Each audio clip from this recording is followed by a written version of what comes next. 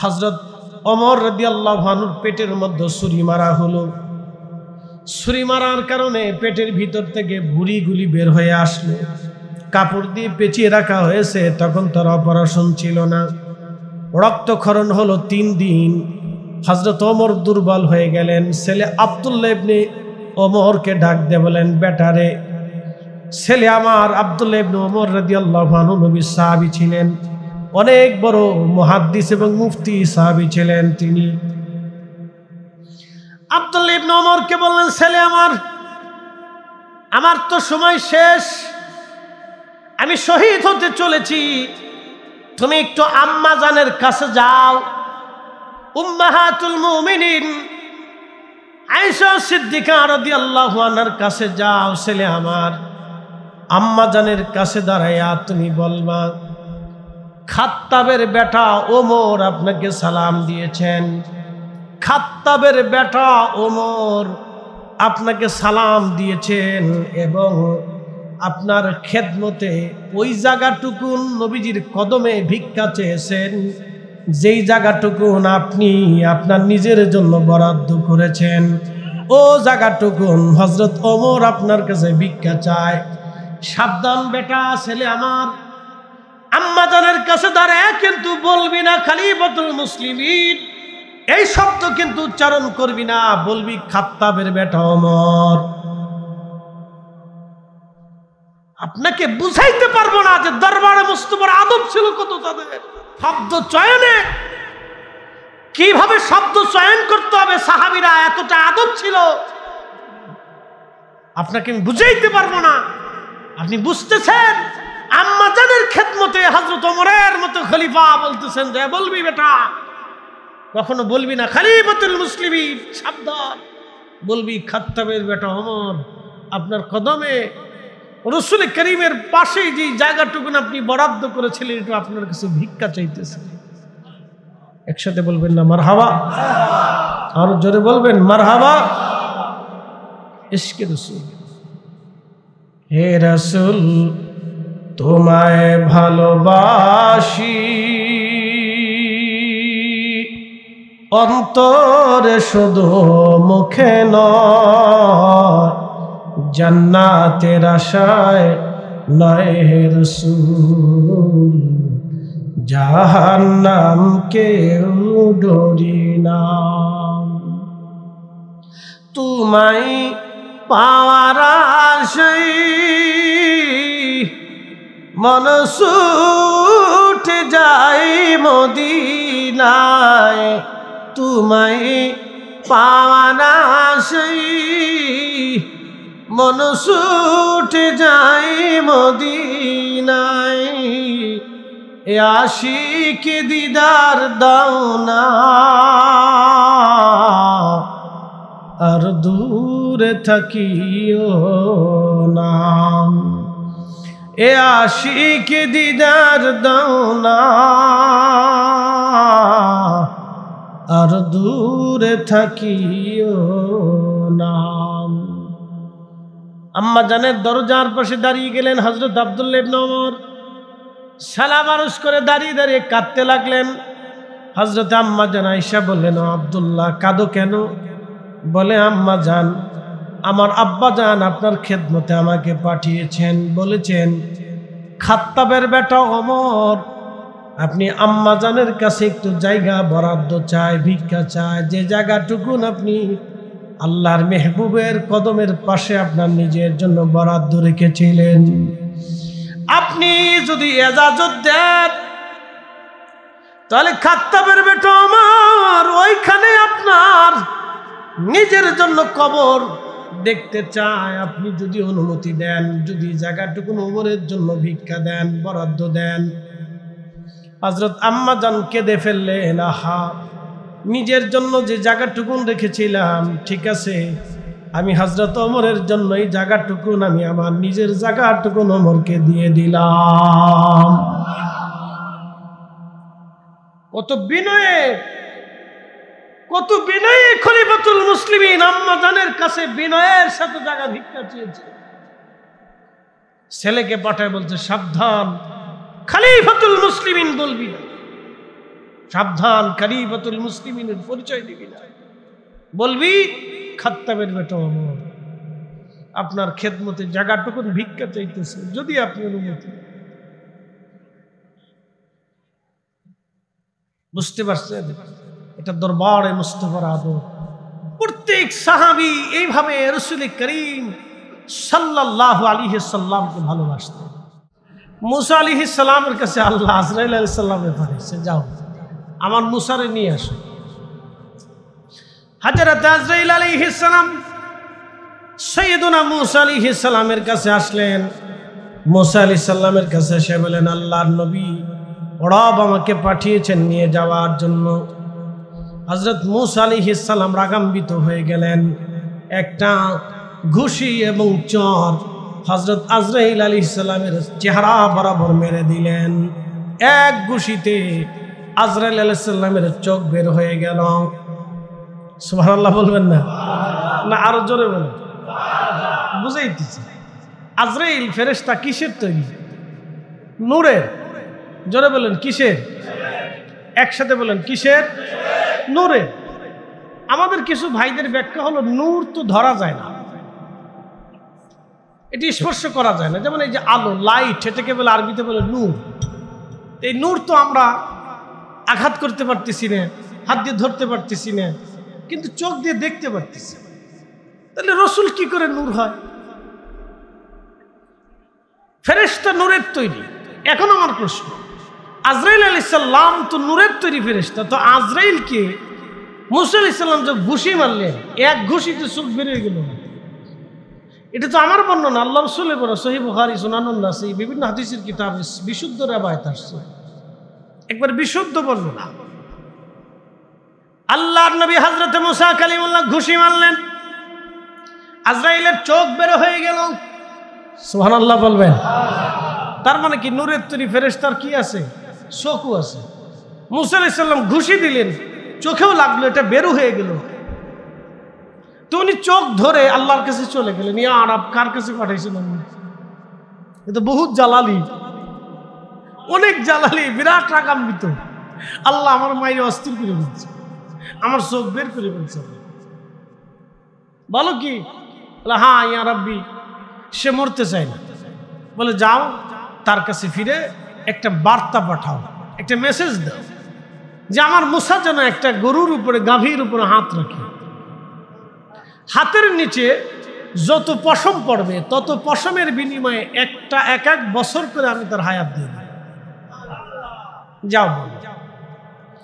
হযরত মুসা কালিমুল্লাহ দরবারে এসে হযরত আজরাইল আলাইহিস সালাম এসে বললেন, সালাম দিলেন, ওগো আল্লাহর নবী, আল্লাহ আমাকে আবার পাঠিয়েছেন একটা বার্তা দেওয়ার জন্য। আপনি একটা গাভীর উপরে হাত দিবেন, হাত দেওয়ার পরে আপনার হাতের নিচে যত পশম আছে, যে কয়টা পশম পড়বে, এক একটা পশমের বিনিময়ে আপনাকে এক এক বছর হায়াত হবে।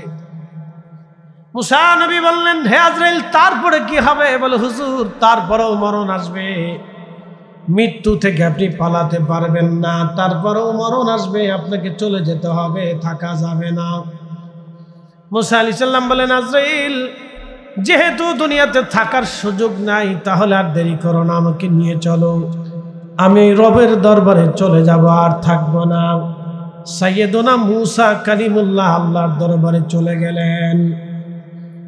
হযরত জিবরিল আমিন আমার রাসূল কারীমের দরবারে আসলেন, মেহবুবে আলার দরবারে আসলেন। যদি কোনোদিন মদিনাতে যান, রওজা শরীফ আপনি দেখবেন, যেখানে রওজা শরীফ, এই রওজা শরীফ ছিল আল্লাহ নবীজির হুজরা মুবারক। কিবলামুখী হয়ে রওজা শরীফের বাম পাশে আপনি একটা দরজা দেখবেন, এই দরজাকে বলা হয় বাবে জিবরাইল। এই দরজা দিয়ে জিবরাইল আলাইহিস সালাতু ওয়াস সালাম আসতেন। ওই দরজার পাশে দাঁড়াইয়া জিবরাইল সালাম দিলেন, আসসালামু আলাইকা ইয়া রাসূলুল্লাহ। নবীজি, আমি জিবরাইল আসছি, অনুমতি দিলে ভিতরে আসবো। একসাথে বলবেন আল্লাহু আকবার। একটু চিন্তা করেন তো, একটু ভাবেন, যিনি ফেরেশতাদের সাইয়্যিদ, তিনি আসছেন দরবারে মুস্তাফার দরজার সামনে দাঁড়িয়ে তিনি ভিতরে ঢোকার ইজাজত চান। এই দরবার কত দামি দরবার না, আসতে হয়ে গেল না, জোরে বলেন। এই দরবার কত দামি দরবার, অথচ লামাযহাবী আহলে হাদিস তারা বলতেছে তুমি মদিনায় যাইয়া কি করবা, মদিনাতে আছে কি? আরে মদিনা ছাড়া উম্মতের জিন্দেগির তো কিছুই নাই, ঈমান নাই, ইয়াকিন নাই, কালেমা নাই, দিন নাই, ধর্ম নাই। কথা বলেন ঠিক না বেঠিক? মদিনা ছাড়া মুসলমানের আছে কি? মদিনা ছাড়া মুসলমানের আছে কি? দরবারে মুস্তাফা ছাড়া মুসলমানের আছে কি? কিচ্ছু নাই। কত সুকৌশলে সূক্ষ্মভাবে মুসলমানের ব্রেন নষ্ট করে দিয়ে তাদেরকে পরিকল্পিতভাবে দুনিয়া থেকে বেঈমান বানায় কবরে পাঠানো হচ্ছে। ওরে উপস্থিতি হাজিরি, খুব মনোযোগের সাথে কথাগুলি শুনবেন। জিবরাইল আলাইহিস সালাম দাঁড়ানো আছেন, নবীজি ইজাজত দিলেন, ভিতরে ঢুকলেন। হযরত জিবরাইল সালাম দিয়ে বলেন, ইয়া রাসূলুল্লাহ, আমার রব আমাকে পাঠিয়েছেন। আল্লাহ যদিও জানেন সব আল্লাহ রব্বুল আলামিন, এই মাইক একদম রেখে, সব আল্লাহ জানে। হুজুর, রব্বুল আলামিন সব জানে। আল্লাহ পাঠিয়েছেন আমাকে আপনার খোঁজ খবর নেওয়ার জন্য। আপনার এখন কেমন লাগে বলেন? নবীজি বললেন, জিবরাইল, আমার পেরেশানি লাগে, বড় অসুস্থতা লাগে, ভালো লাগে না। জিবরাইল ওই দিনের জন্য চলে গেলেন। পরের দিন জিবরাইল আমিন আবার সালাম দিয়ে জানাইলেন, হুজুর আপনি কেমন আছেন? যদিও সব আমার রব জানেন। ঠিক প্রিয় নবী আগের দিনের মতো বলেন, জিবরাইল আমার অসুস্থতা বেড়েছে, ভালো লাগে না, বড় পেরেশানি লাগে। জিবরাইল চলে গেলেন। এর অর্থ হলো কোনো অসুস্থ ব্যক্তির খোঁজ খবর নেওয়া এটা দরবারে এলাহির সুন্নাত। অসুস্থ আপনজনের খোঁজ খবর নেওয়া, প্রিয়জনের খোঁজ খবর নেওয়া দরবারে এলাহির সুন্নাত। যদিও আল্লাহ সব জানে, তারপরও জিবরাইলকে পাঠাইছে, হাবিব যাই আমার বন্ধুরে জিজ্ঞেস করো আমার বন্ধু কেমন আছে। পটিয়াবাসী পরের দিনে জিবরাইল আবার আসছে, দরজার সামনে সালাম দিলেন। সালামের জবাব আসলো। জিবরাইল বলেন, ইয়া রাসূলুল্লাহ, আজকে আমি একা আসি নাই, নবী গো আমার সাথে মালাকুল মউতকে নিয়ে আসছি। হুজুর এজাজত যদি দেন, মালাকুল মউত আমার সাথে আপনার কাছে আসতে চায়, আপনার কাছে কথা বলতে চায়, এজাজত চায় মালাকুল মউত। সৃষ্টিতে কোন দরবারে মালাকুল মউত কখনো এজাজত চাই নাই, আর কখনো চাবে না। একটা মাত্র দরবার, দরবারে মুস্তাফা সাল্লাল্লাহু আলাইহি ওয়াসাল্লাম। এটা এমন মর্যাদাওয়ালা দরবার, যে দরবারে দাঁড়াইয়া মালাকুল মউত পর্যন্ত এজাজত চায়, এজাজত চায়। सबसे आला आलामा रानवी, सबसे आला आलामा, सबसे भाला आलामा, अपने मौला का प्यारा नबी, दोनों आलम का दूल्हा नबी, सबसे आला नबी, सबसे भाला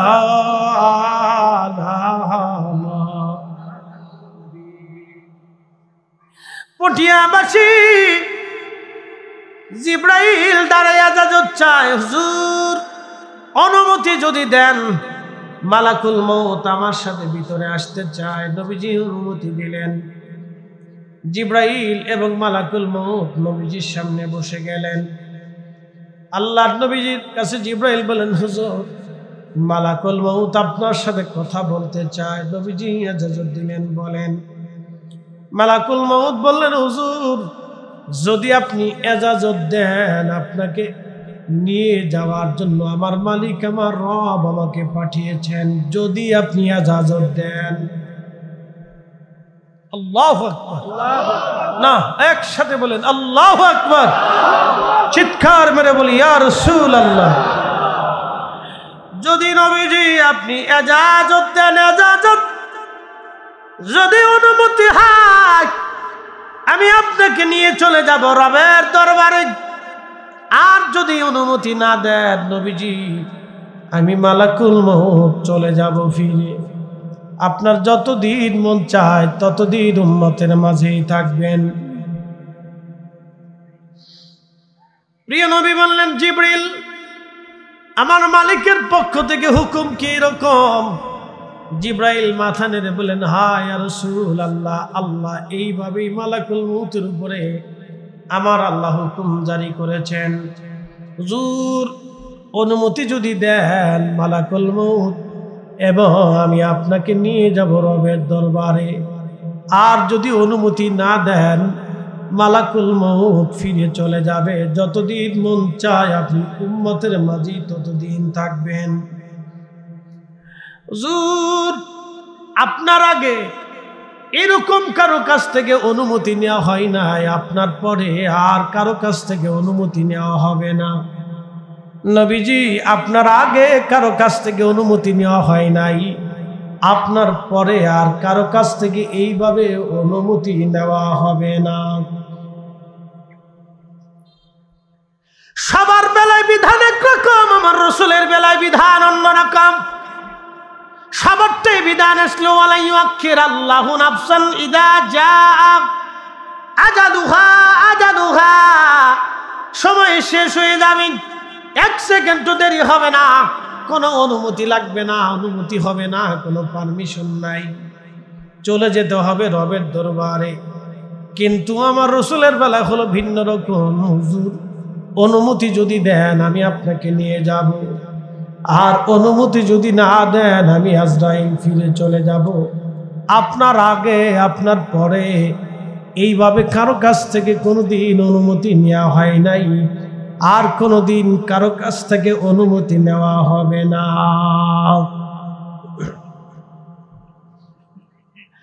প্রিয় নবী জিব্রাইল আলাইহিস সালামের দিকে তাকালেন। জিব্রাইল বুঝতে পারলেন আর এই দরবারে কোনোদিন হয়তো আমার আর আসা হবে না। আমি বহুবার দরবারে মোস্তফাতে বার্তা নিয়ে, ওহী নিয়ে, সংবাদ নিয়ে আসছি। এই দরজা দিয়ে আমি বহুবার এসেছি, আর হয়তো এই দরজা আমার জন্য বন্ধ হয়ে গেল, কোনোদিন আর হয়তো আমার আর আসা হবে না। নবীজি বললেন, জিব্রাইল বিধান কি রকম? জিব্রাইল বলেন, হ্যাঁ ইয়া রাসূলুল্লাহ, বিধান আপনার জন্য এরকম, তবে আপনার মালিক, আপনার মেহবুব, আপনার মাশুক আমার রব, আপনি নবীর দিদারে আগ্রহী হয়ে আছে। আহা, আপনি নবীর দিদারে আমার রব আগ্রহী হয়ে আছে। আল্লাহ চায় আপনি চলে যান। আপনার মালিক, আপনার রব আপনার দিদারে আগ্রহী হয়ে আছে।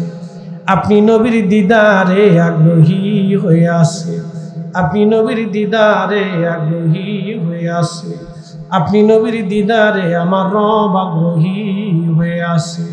একবার জোরে বলা যাবে কি মারহাবা? আমি জানি প্রেমে পাগল সে তো মদিনা, প্রেমানলে পুরে মরি, প্রেমানলে পুরে মরি, ওহে রব্বানা। আমি জানি প্রেমে পাগল সে তো মদিনা। প্রিয় নবী ডাক দিলেন, জিব্রাইল, আজরাইল, আর দেরি না, আমার মালিক, আমার রব, আমার মাশুক আমার মেহবুব আমার আশায়, আমার অপেক্ষায় আগ্রহী, তাহলে আমি আর দুনিয়াতে থাকবো না, আমি আমার মাশউকের দিদারে চলে যেতে চাই। আমার মালিক আমার দিদারে যেহেতু আগ্রহী, আর আমি থাকবো না গো আজরাইল, চলো আমাকে নিয়ে চলো, তোমার কাজ তুমি আঞ্জাম দাও, তোমার হুকুম তুমি পালন করো হে আজরাইল। হযরতে মেহবুব আলা নবী দুনিয়ার ধরাধাম থেকে আজরাইল আলাইহিস সালাম পরম যত্ন করে অতি সম্মান আর আদরের সাথে হাজার হাজার ফেরেশতা বেষ্টিত মহাসম্মান আর ইজ্জত দিয়ে তার রসুলকে আমার আল্লাহ তার দরবার এলাহিতে নিয়ে চলে গেলেন। পবিত্র জেসেম মোবারক হুজরা শরীফের মধ্যে আল্লাহর নবীজির জেসেম মোবারক হুজরা শরীফে আছে। সংবাদ বের হয়ে গেল নবী নাই, দিদারে রবের আশায় নবী চলে গেছেন। আজ সারা মদিনাতে কান্নার রোল পড়ে গেল। মদিনা এমন হয়ে গেল, মদিনার ঘর ঘর থেকে কান্নার আওয়াজ আসতেছে। আম্মা জান্না হুজরা শরীফে জমায়েত হয়ে গেলেন। আম্মা জান্না কান্না করে, সাহাবীরা পাগলের মতো হয়ে গেলেন। হযরত ওমরের মতো সাহাবী দিশেহারা হয়ে তলোয়ার টেনে বের করে বলেন, হে মদিনার মানুষ, যদি বলো নবী মরে গেছে, তাহলে আমি ওমর তোমার দেহ থেকে গর্দান ফেলে দিব। পাগল হয়ে গেলেন। বিরহ বেদনা সহ্য করতে না পেরে হযরতে বেলাল এতটাই বিমর্ষ হয়ে গেলেন, জানিয়ে দিলেন, আমি আর আজান দিতে পারবো না গো, আমার পক্ষে আজান দেওয়ার সম্ভব না। আজান দিলে নবীজি আসতো, আহা আমি আর আজান দিতে পারবো না, আমার সহ্য হবে না। ওই দিন থেকে আর কোনোদিন নবীজির মসজিদে মুয়াজ্জিনে রাসূল বেলাল আর আজান দেন নাই। বিরহ বেদনা সহ্য করতে না পেরে সাহাবীরা পাগল পরা হয়ে গেলেন। সারা মদিনার শিশু বাচ্চা থেকে বৃদ্ধ পর্যন্ত একাধারে 3 দিন মদিনায় কারো বাড়ি রান্না হয় নাই, মদিনার কারো ঘরে চুলায় আগুন জ্বলে নাই। নবী নাই, নবী নাই। সাহাবীরা মানতেই পারতেছে না রাসূল আমাদের মাঝে নেই। নবী চলে যাবে দিদারে রবে এলাহির দরবারে। সাহাবীরা পাগল পারা হয়ে গেলেন, কি করে নবী বিহনে মদিনায় তারা কাটাবে। রাসূল বিহনে, নবী বিহানে, রাসূল বিহানে, সাহাবীরা মদিনাতে কেমনে কাটাবে রে। সাহাবীরা পাগল পরা হয়ে গেলেন। নবীজির উট ছিল কাসওয়া, এই উটের পিঠে চড়ে নবী হিজরত করেছিলেন। এই উটের পিঠে চড়ে মক্কা বিজয় করেছিলেন। এই উটের পিঠে চড়ে তাবুকের জিহাদে গিয়েছিলেন। এই উটের পিঠে চড়ে মদিনার অলিগলি বহু দূর দূরান্ত পথ অতিক্রম করে নবীজি কালেমার দাওয়াত দিয়েছিলেন। প্রিয় নবী বলতেন, উট আমাকে ভালোবাসে, কাসওয়া আমি কাসওয়াকে ভালোবাসি। কিয়ামতের মাঠে আমি আমার কাসওয়ার পিঠে চড়ে কাসওয়াকে নিয়ে আমি নবী জান্নাতে চলে যাব। আমি নবী কাসওয়ার পিঠে চড়ে কাসওয়াকে নিয়ে জান্নাতে চলে যাব। এই কাসওয়া উট, এই কাসওয়া উট রাসূল বিরহে, নবী বিরহে পাগল পারা হয়ে কাসওয়া পাগল পারা হয়ে গেল। একটা প্রাণী বিরহ বেদনা সহ্য করতে না পেরে মানুষের মতো কান্না শুরু করে দিল। সে একাধারে 3 দিন কাসওয়ার কান্না কেউ বন্ধ করতে পারে নাই। সাহাবীরা কাসওয়ারে খাবার দিল, খাবার খায় না, পানি দিল, পানি খায় না। কাসওয়া শুধু কান্না করে, নবী নাই। বিরহ বেদনা, কাসওয়া কিভাবে বিরহ বেদনা সহ্য করবে। একটা প্রাণী নবীর বিরহ বেদনা সহ্য করতে না পেরে 3 দিন কান্না করার পরে এই কাসওয়া কুয়ার ভিতরে ঝাঁপিয়ে পড়ে আত্মহুতি দিয়ে দিল। দরবারে রবের এলাহির দরবারে চলে গেল। বিরহ বেদনা এত কঠিন, ইশকে রাসূল এত বড় কঠিন। দরবারে মুস্তাফার ইশক, দরবারে মুস্তাফার ইশক, ইশকে রাসূল দলিল দিয়ে হয় না, দলিল দিয়ে হয় না, দলিল দিয়ে হয় না, দলিল দিয়ে হয় না। অনেক লেখাপড়া জানলে ইশকে রাসূল হয় না, অনেক মেধা হলে ইশকে রাসূল হয় না, অনেক কোরআন হাদিস জানলেও ইশকে রাসূল হয় না। আল্লাহ যাকে কবুল করে তার কলিজার মধ্যে ইশকে রাসূল আল্লাহ দিয়ে দেয়। এটা এমন এক নিয়ামত, পৃথিবীর সব সম্পদ যদি এক পাশে হয়, ইশকে রাসূল যদি আরেক পাশে হয়, এটার মতো ওজন আর কিছু নাই। আল্লামা ইকবাল লিখেছেন, মগজ পরা রূহে ঈমান জানে দিন, হস্তে হুব্বে রাহমাতুল লিল আলামিন, হস্তে হুব্বে রাহমাতুল লিল আলামিন। কোরআনের মগজ বলো, ঈমানের রূহ বলো, ধর্মের প্রাণ বলো, সবকিছুর মূল নবীজির ভালোবাসা। আমার পীর ও মুর্শিদ বলতেন, বাবারে, রাসূলের মহব্বত যার অন্তরে বেশি তার ঈমান বেশি। যার অন্তরে আল্লাহর হাবিবের মহব্বত নাই, তার ঈমান বলে কোনো সম্পদ নাই, সে সারাসার বেঈমান। এই জন্য বহু মানুষ কালমা পণ্যে বলা হলেও বেঈমান হয়ে কবরে চলে যাবে, শুধু ইশকে রাসূল না থাকার জন্যে। পটিয়ার মুসলমান কাসওয়াউট পাগল পারা হয়ে বিরহ বেদনা সহ্য করতে না পারে চলে গেল। সাহাবীরা পাগল পারা হয়ে গেল, একমাত্র হযরত আবু বকর তিনি স্থির ছিলেন, কারণ তিনি মুরব্বী।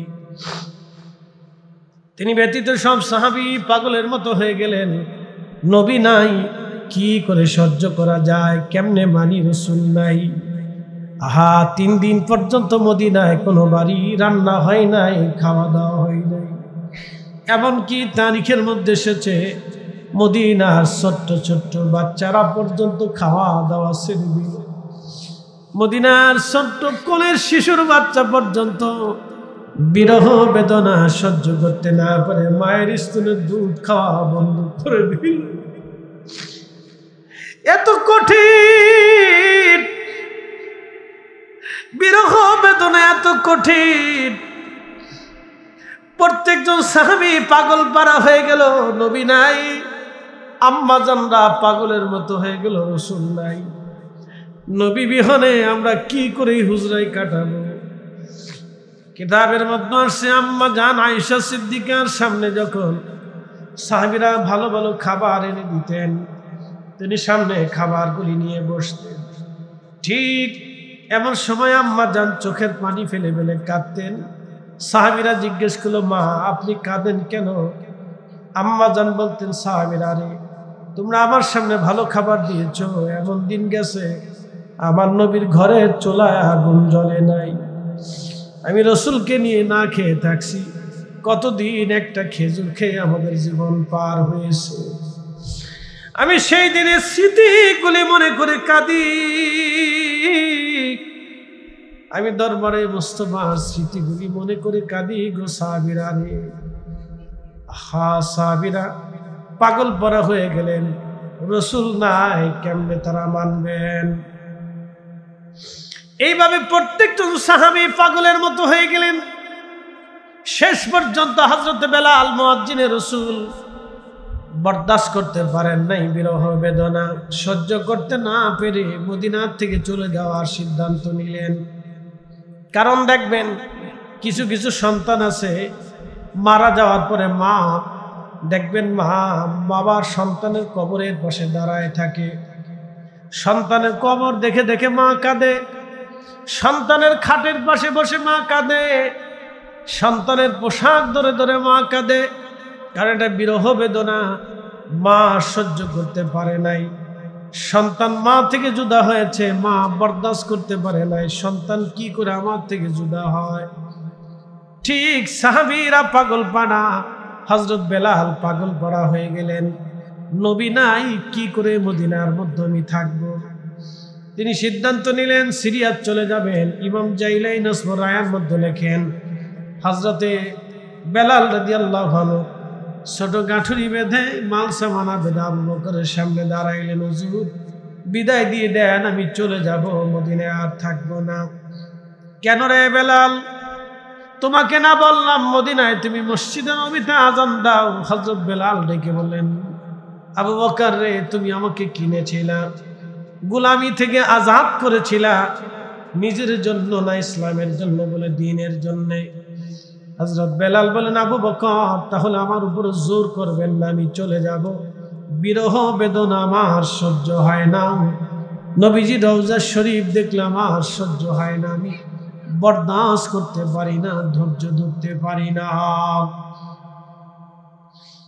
চলে গেলেন বেলাল। গভীর রজনী, বহুদিন পরে নবীজি স্বপ্ন দেখাইলেন, কিরে বেলাল, কেমন জুলুম তুমি আমার সাথে শুরু করছো? কতদিন হলো তুমি আমার জিয়ারতে আসো না? বেলাল, আমি নবীর জিয়ারতে আয়। স্বপ্ন দেখে হযরত বেলাল রওনা হলেন। সুদূর সিরিয়ার দামেস্ক থেকে বের হয়ে মদিনাতুল মুনাওয়ারাতে এসে তাহাজ্জুদের ওয়াক্ত নবীজির রওজা মোবারকের পাশে বসলেন। ইমাম সুবকি লেখেন, ধুলাবালি, আল্লাহর মেহবুবের রওজা শরীফের ধুলাবালিগুলি বেলাল মাথার মধ্যে লাগাইতেছিলেন। জালি মুবারকে মাথা ঠেকি চোখের পানি ফেলে ফেলে কাদের, বলে, হুজুর, গোলামকে আসতে বলেছিলেন, গোলাম আপনার কদম মোবারকে হাজির হয়ে গেছে। নবীজি, গোলাম আপনার কদম মোবারকে হাজির। তখন মুয়াজ্জিন আসছে আজান দেওয়ার জন্য, ডেকে বলেন, হে সাহাবীরা শুনছো, নবীর মুয়াজ্জিন বেলাল আমাদের মাঝে আসছে। সাহাবীরা ঘর থেকে বের হয়ে আসলেন, দেখেন রওজা শরীফের পাশে বসে বসে বেলাল কাঁদে।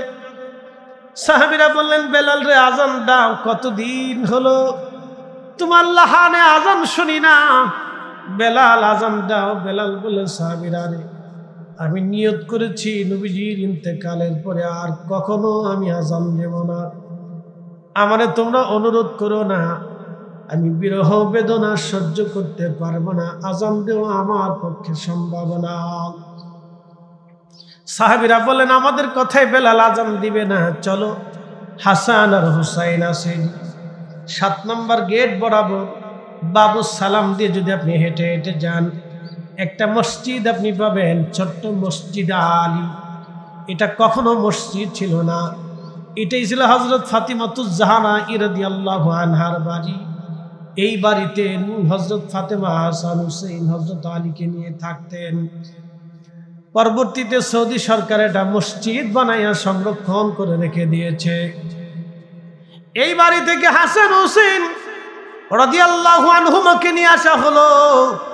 আসার পরে মসজিদে নববীতে যখন তারা দাঁড়াইলেন, দেখতে নবীজির চেহারা মোবারক পেয়েছিলেন 2 ভাই সাহাবী। হযরত বেলাল রওজা শরীফ থেকে উঠে যেয়ে দৌড়াইয়া হযরত ইমাম হাসানকে জড়িয়ে ধরে বুকের মধ্যে মাথা ঠেকায় গুনগুন করে কাঁদতেছিলেন। আবার ইমাম হুসেইন রাদিয়াল্লাহু আনহুকে জড়িয়ে ধরে বুকের মধ্যে মাথা ঠেকায়া বেলাল কাঁদে। কিছু সময় পরে ইমাম হাসান ডাক দিলেন, নানার মুয়াজ্জিন, কতদিন হলো তুমি আমাদেরকে আজান শোনাও না, আজকে মিনারায় যাও, আমরা রে আজান শোনাও যেইভাবে নানারে আজান শোনাইবা।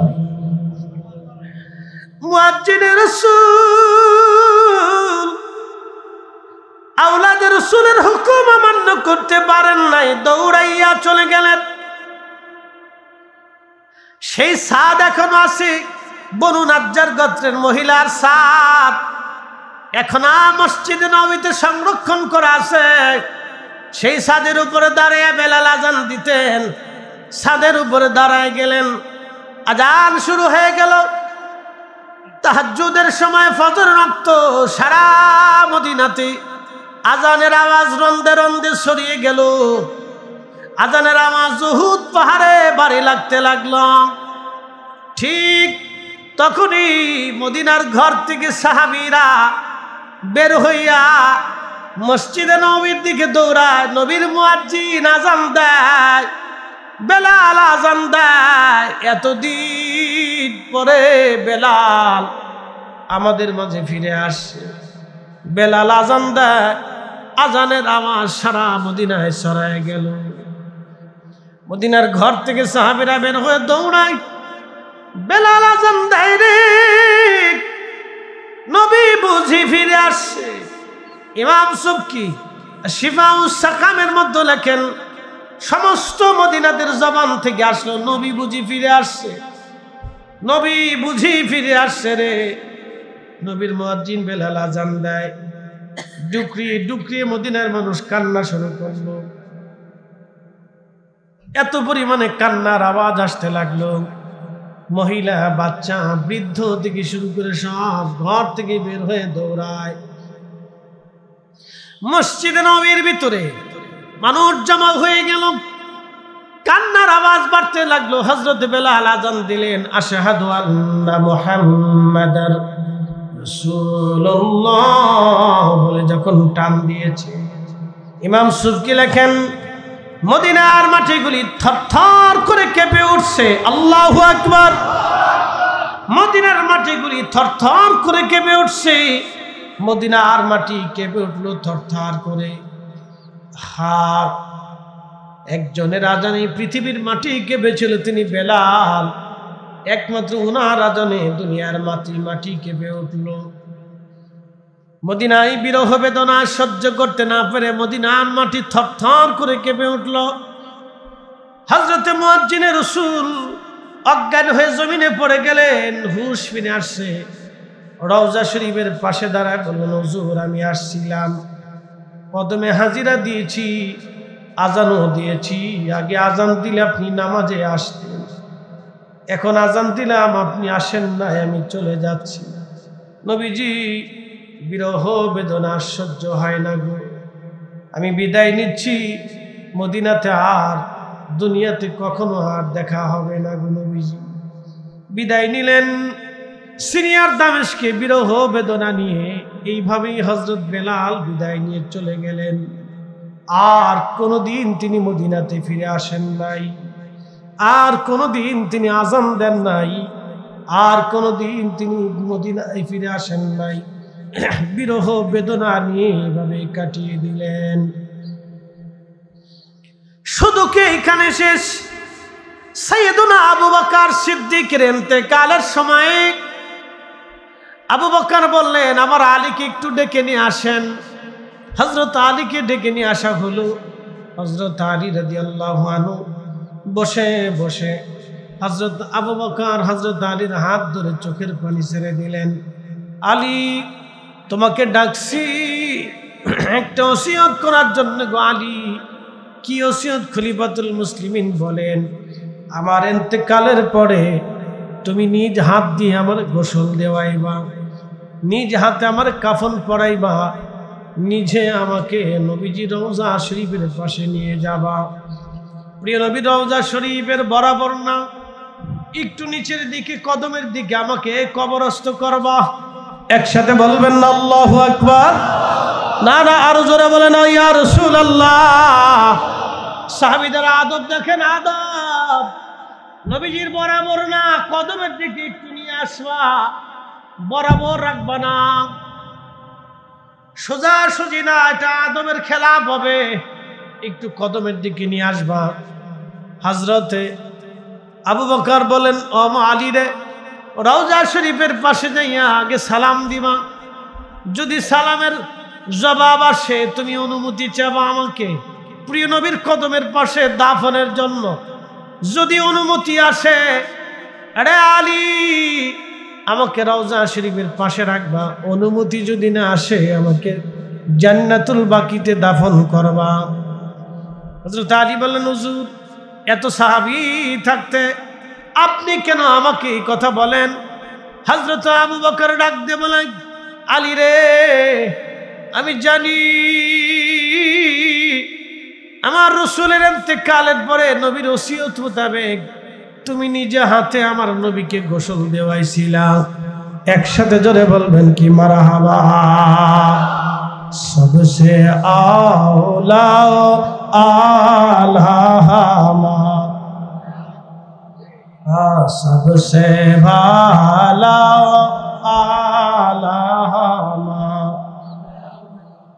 अपने मौला का प्यारा हमारा नबी, अपने मौला का प्यारा हमारा नबी, दोनों आलम का दूल्हा हमारा नबी, सबसे आला आला। খুব মনোযোগ দিবেন। আলী, তুমি নিজে হাতে তোমার হাত দিয়ে আমার নবীজির জিসম মুবারক ধৌত করেছিলে, তুমি তোমার ওই হাত আল্লাহর মেহবুবের শরীর স্পর্শ লেগেছিল। আলী রে, আমি আবু বকরের মন চায় আমার ইন্তেকালের পরে ওই হাত দিয়ে তুমি আমার গোসল দেওয়াইবা, যেই হাতের স্পর্শ আমার নবীজির জিসম মুবারকে লেগেছিল। আমি আলী চাই, আমি আবু বকর চাই ওই হাতের স্পর্শ দিয়ে আমি আবু বকরের জীবন ধন্য হয়ে যাক। আল্লাহু আকবার।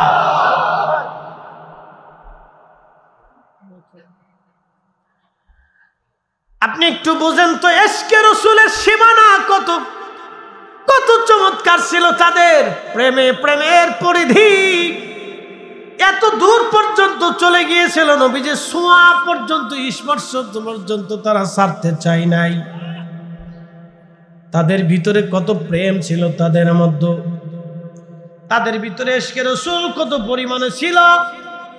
হযরত আলীর ছোঁয়াটুকুন তিনি বাদ দিতে চান নাই। নবীজির শরীর মুবারকে তোমার স্পর্শ লাগছে, ওই হাত দিয়ে তুমি আমি আবু বকরকে গোসল করাইবারে আলী, আমারে নিয়ে যাবা রওজা শরীফে, সালাম দিবা।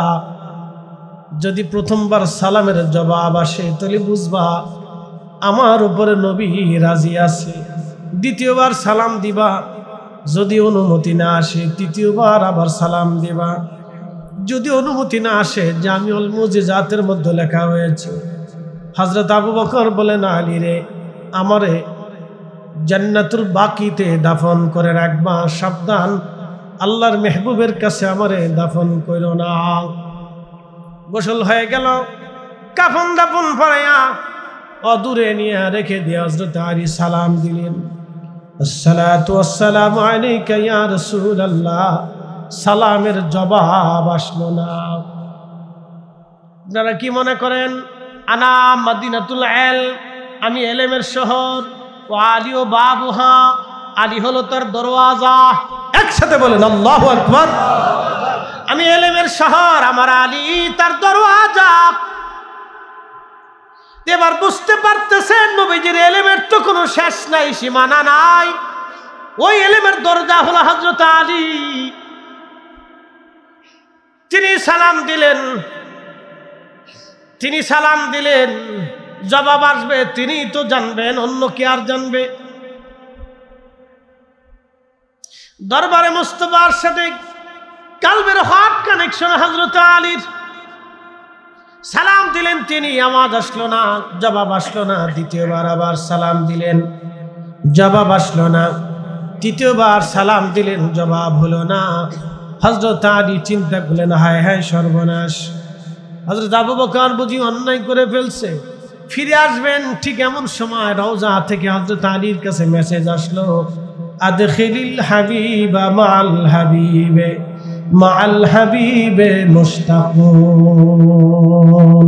বন্ধু বন্ধুকে বন্ধুর কাছে রেখে দাও, বন্ধুকে বন্ধুর কাছে রেখে দাও, বন্ধুকে বন্ধুর কাছে রেখে দাও, সাথীকে সাথীর কাছে রাখো। কারণ আবু বকর হিজরতের সাথী, কঠিন বিপদের সাথী, জিহাদের সাথী, পথ চলার সাথী, মসজিদে নববীর সাথী, খাবারের সাথী। আদখিলিল হাবিব মাল হাবিবি ফাইনাল হাবিবা মাল হাবিবি মুশতাকুন। বন্ধুকে বন্ধুর কাছে রাখো, কেন না বন্ধু বন্ধুর জন্য আগ্রহী হয়ে আছে। বলবেন না ইয়া রাসূলুল্লাহ? চিৎকার মেরে বলেন আল্লাহু আকবার। হ্যাঁ, সাহাবীদের প্রেমের নিদর্শন কত সুন্দর, দরবারে মোস্তফার ইশকে রাসূল কত চমৎকার ছিল তাদের, ইশকে রাসূলের নমুনা কত সুন্দর ছিল তাদের। হযরতে আবু বকরকে দাফন করা হলো, পাশে আরেকটু জায়গা রাখা হলো আম্মা জান আয়েশা সিদ্দিকার জন্য। তিনি বলেন এই জায়গাটুকু আমার জন্য বরাদ্দ, আমি নবীর কাছেই থাকতে চাই। আম্মা জান নিজের জন্য জায়গা বরাদ্দ করলেন। হযরত ওমর রাদিয়াল্লাহু আনহুর পেটের মধ্যে ছুরি মারা হলো। ছুরি মারার কারণে পেটের ভিতর থেকে ভুঁড়িগুলি বের হয়ে আসলো, কাপড় দিয়ে পেঁচিয়ে রাখা হয়েছে, তখন তার অপারেশন ছিল না। রক্তক্ষরণ হলো 3 দিন। হযরত ওমর দুর্বল হয়ে গেলেন। ছেলে আব্দুল্লাহ ইবনে ওমরকে ডাক দিয়ে বলেন, বেটারে, ছেলে আমার আব্দুল্লাহ ইবনে ওমর রাদিয়াল্লাহু আনহু নবীর সাহাবী ছিলেন, অনেক বড় মুহাদ্দিস এবং মুফতি সাহাবী ছিলেন। তিনি আব্দুল্লাহ ইবনে ওমরকে বললেন, ছেলে আমার তো সময় শেষ, আমি শহীদ হতে চলেছি, তুমি একটু আম্মা জানের কাছে যাও, উম্মাহাতুল মুমিনিন আয়েশা সিদ্দিকা রাদিয়াল্লাহু আনহার কাছে যাও। ছেলে আমার, আম্মা জানের কাছে দাঁড়াইয়া তুমি বলবা, খাত্তাবের বেটা ওমর আপনাকে সালাম দিয়েছেন, খাত্তাবের বেটা ওমর আপনাকে সালাম দিয়েছেন এবং আপনার খেদমতে ওই জায়গাটুকুন নবীজির কদমে ভিক্ষা চেয়েছেন, যেই জায়গাটুকুন আপনি আপনার নিজের জন্য বরাদ্দ করেছেন, ও জায়গাটুকুন হযরত ওমর আপনার কাছে ভিক্ষা চায়। সাবধান বেটা, ছেলে আমার, আম্মা জানের কাছে দাঁড়ায় কিন্তু বলবি না খলিফাতুল মুসলিমিন, এই শব্দ কিন্তু উচ্চারণ করবি না, বলবি খাত্তাবের বেটা ওমর।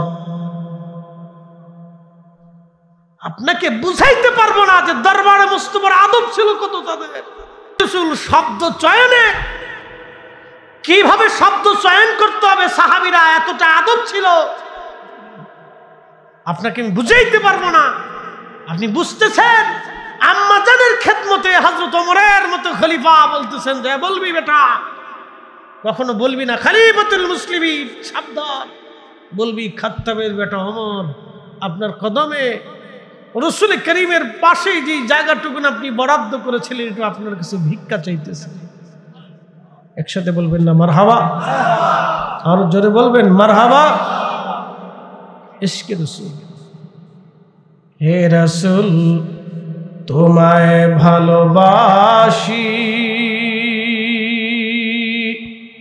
অন্তরে শুধু মুখে নয়, জান্নাতের আশায় নয় হে রাসূল, জাহান্নাম কেউ ডরি না। তোমায় পাওয়ার আশায় মন ছুটে যায় মদিনায়, তোমায় পাওয়ার আশায় মন ছুটে যায় মদিনায়, এ আশিক দিদার দাও না, আর দূরে থাকিও না, এ আশিক দিদার দাও না, আর দূরে থাকিও না। আম্মা জানের দরজার পাশে দাঁড়িয়ে গেলেন হযরত আব্দুল্লাহ ইবনে ওমর, সালাম আরজ করে দাঁড়িয়ে দাঁড়িয়ে কাঁদতে লাগলেন। হযরত আম্মা জান আয়েশা বললেন, আব্দুল্লাহ কাঁদো কেন? বলে, আম্মা জান, আমার আব্বা জান আপনার খেদমতে আমাকে পাঠিয়েছেন, বলেছেন খাত্তাবের বেটা ওমর আপনি আম্মা জানের কাছে একটু জায়গা বরাদ্দ চায়, ভিক্ষা চায়, যে জায়গাটুকুন আপনি আল্লাহর মেহবুবের কদমের পাশে আপনার নিজের জন্য বরাদ্দ রেখেছিলেন, আপনি যদি এজাজত দেন তাহলে খাত্তাবের বেটা ওমর ওইখানে আপনার নিজের জন্য কবর দেখতে চায়। আপনি যদি অনুমতি দেন, যদি জায়গাটুকু ওমরের জন্য ভিক্ষা দেন, বরাদ্দ দেন, হযরত আম্মা জান কেঁদে ফেললেন, আহা, নিজের জন্য যে জায়গাটুকুন রেখেছিলাম, ঠিক আছে, আমি হযরত ওমরের জন্য এই জায়গাটুকুন আমি আমার নিজের জায়গাটুকুন ওমরকে দিয়ে দিলাম। কত বিনয়ে, কত বিনয়ে খলিফাতুল মুসলিমিন আম্মা জানের কাছে বিনয়ের সাথে জায়গা ভিক্ষা চেয়েছে। ছেলেকে পাঠায় বলছে, সাবধান, খলিফাতুল মুসলিমিন বলবি না, সাবধান, খলিফাতুল মুসলিমিনের পরিচয় দিবি না, বলবি খাত্তাবের বেটা ওমর আপনার খেদমতে জায়গাটুকু ভিক্ষা চাইতেছে, যদি আপনি অনুমতি। বুঝতে পারছেন? এটা দরবারে মুস্তাফার আদর। প্রত্যেক সাহাবী এইভাবে রাসূল করিম সাল্লাল্লাহু আলাইহি সাল্লামকে ভালোবাসতেন, হৃদয়ের গভীর থেকে তাকে তাজিম করতেন, তাজিম করতেন, ভয় পাইতেন, ভয় পাইতেন, রাসূল করিমের বারগাহকে ভয় পাইতেন। আর প্রেমের আশায় নেশায় পাগল পানা থাকতেন নবীর দরবারের মোহাম্মতে। নিজের দিলকে, জিন্দেগিকে, জীবনকে তারা উজাড় করে দিয়েছে। আর আমরা বিতর্ক করি, দলিল খুঁজি, বেদাতের ফতোয়া মারতেছি। এই বেটা, ও রাসূল দুনিয়াতে আসছে, আমি খুশি হব না তো খুশি কে হবে? ওনার মহব্বতে আমি মাহফিল দেব না তো মাহফিল কে দিবে? জিন্দেগি যতদিন থাকবে রাসূলের আজকে মাহফিল মিলাদুন নবী ততদিন চলবে। কথা বলেন ঠিক না বেঠে?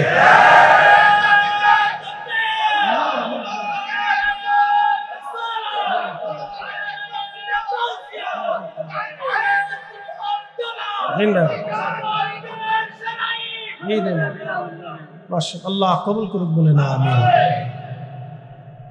সাহাবীদের জিন্দেগির আলোচনা আপনাদের সামনে তুলে ধরলাম। এভাবে তারা মহাব্বত করতেন, প্রত্যেকজন সাহাবী এইভাবে ভালোবাসতেন। মেজবানে রাসূল হযরত আইয়ুব আনসারী রাদিয়াল্লাহু আনহু মাঝে মধ্যে সে নবীজি রওজা শরীফের সামনে বসে থাকতেন, জিয়ারত করতেন, রওজা শরীফের সাথে হেলাম দিয়ে বসে থাকতেন। তো মারওয়ান ইবনে হাকাম একদিন দেখে বললেন, এই বেটা, এই তুমি কি করতেছো জানো? তুমি শিরক করতেছো। মারওয়ান ইবনে হাকাম, তো মারওয়ান ইবনে হাকামের দল এখনো আছে। কি কথা কর না কেন? এই আসতে বলেন কেন? জোরে বলেন। মারওয়ান ইবনে হাকামের দল এখনো আছে। সাহাবীকে ধমক দিচ্ছে মারওয়ান ইবনে হাকাম, দুশমনের রাসূল। এই আল্লাহর বান্দা, কি করো তুমি জানো? এই তুমি শিরক করতেছো। তখন হযরতে আইয়ুব আনসারী রাদিয়াল্লাহু আনহু ফিরে তাকালেন। তখন মারওয়ান ইবনে হাকাম দেখে, হাই হ্যাঁ, এ তো সাধারণ সাহাবী না, মেজবানে রাসূল, যাদের কথা তাওরাতে, জবুরে, ইনজিলে লেখা আছে, যাদের মেহমানদের কথা কিতাবে লেখা আছে, তিনি বসে আছেন। তখন হযরত আইয়ুব আনসারী রাদিয়াল্লাহু আনহু রাগান্বিত হয়ে গেলেন, হে মারওয়ান, আমি আমার রাসূলের দরবারে বসছি, ওয়ালাম আতিল হাজার, কোন পাথরের সামনে বসে নাই। আমি নবীর সামনে বসেছি, আমি কোন পাথরের সামনে বসি নাই। আমি দরবারে মুস্তাফাতে বসেছি, আমি নবীজির রওজা শরীফে বসেছি। ওয়ালাম আতিল হাজার, কোন পাথরের সামনে বসে নাই। আজকে ওরা কারা? নবীর জিয়ারতকে ইনকার করে, নবীর জিয়ারত থেকে মুসলমানদেরকে যারা সরাইতে চায়, ওরাই হয়েছে বর্তমান মারওয়ান ইবনে হাকামের অনুসারী। কথা বলেন ঠিক না বেঠিক? মারওয়ান ইবনে হাকামের অনুসারী এখনো আছে, ওটা শেষ হয় নাই, কিয়ামত পর্যন্ত থাকবে। এই জন্য হক বেহক আপনাকে বুঝে কবরে যাওয়া জরুরি।